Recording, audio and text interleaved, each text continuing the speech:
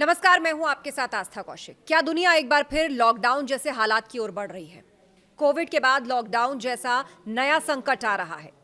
आखिर कैसी है दुनिया की तैयारी?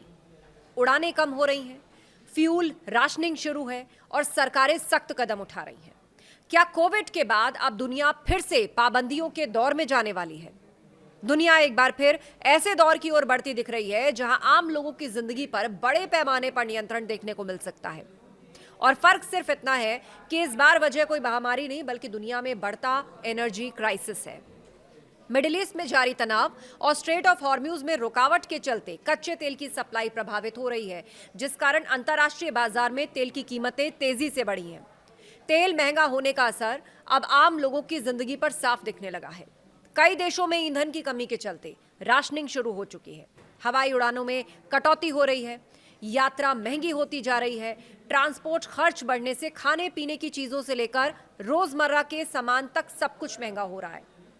इस बीच इंटरनेशनल एनर्जी एजेंसी ने ऊर्जा संकट से निपटने के लिए एक 10 पॉइंट प्लान जारी किया है, जिसमें गाड़ियों के उपयोग को सीमित करना, घर से काम करने, सड़कों पर स्पीड लिमिट कम करना, हवाई यात्रा में कटौती, वर्क फ्रॉम होम को बढ़ावा देना, गैस के बजाय इलेक्ट्रिक उपकरणों का इस्तेमाल जैसे सुझाव शामिल हैं।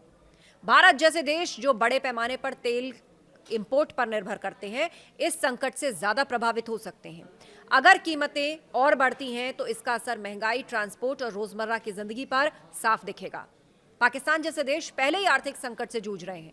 ऐसे में ऊर्जा संकट उनकी स्थिति को और कठिन बना सकता है। अगर हालात नहीं सुधरे तो आने वाले समय में सरकारें और कड़े कदम उठा सकती हैं। इसमें डिजिटल परमिट सिस्टम, सीमित यात्रा की अनुमति और ऊर्जा खपत पर नियंत्रण जैसे उपाय शामिल हो सकते हैं। और यह भी संभव है कि ये व्यवस्था टेम्परेरी ना होकर लंबे समय तक लागू रहे।